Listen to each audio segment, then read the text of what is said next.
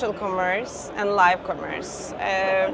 We have a live commerce product, and our customers who use live commerce, we're just seeing huge revenue boost when they do a live commerce event. How do you see it? How do you see the adoption? What do you recommend? Because social commerce might not be their comfort area, comfort zone, right? Because it's evolving. At the same time, it looks like it's not something you can ignore more. You somehow need to get into it. So what are the trends you're seeing, and how does IDC forecast the future of social commerce, live commerce? So I have to say that social commerce is a thing. So we cannot talk about this. But at the same time, for retailers, it's very difficult to monetize or to understand the impact of social commerce, because they are investing in influencer marketing and all this kind of activity on social media. But still, it's difficult to have a kind of link from the social media to the purchase. So it's something that, for example, in major social media platforms is still with friction for customers. So I think that it's important more on the initial funnel of customer interaction, so in the inspiration phase. But if, for example, in China, the trend of like commerce started with social media, because they have this big social media platform with integrated checkout capabilities, and everything is very smooth. But in Europe, we don't have the same.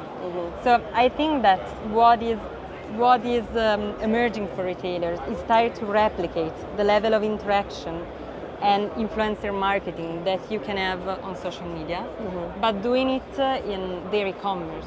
So, for example, integrating live commerce and live streaming on their own platform. On their own platform.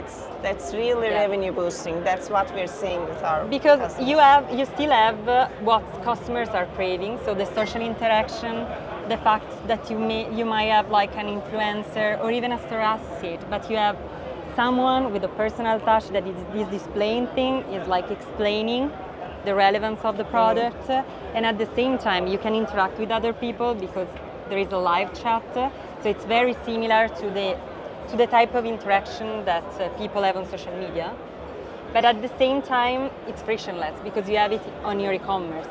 So you can directly, for example, see product information and go to the checkout, which is something that was impossible even when some of these, for example, Instagram used to have the live streaming option. But there was friction because it was very difficult to see product information and to go to the checkout. So I think that in Europe we see this trend, and among the technology that we see in which retailers are investing right now for customer experience and commerce, for the next 3 years, IDC data show that 30% of retailers are planning to invest in live streaming in the next 3 years. Super. So it's a big percentage in Europe. It is a big percentage, and again across industries. So some of Akinon customers use it in the electronics. It's not only beauty. Exactly, electronics. You won't believe how good results it's reported in the electronics industry when one of our customers used it. And then obviously in fashion, beauty, there's a lot with the influencers, there's a lot that can be done.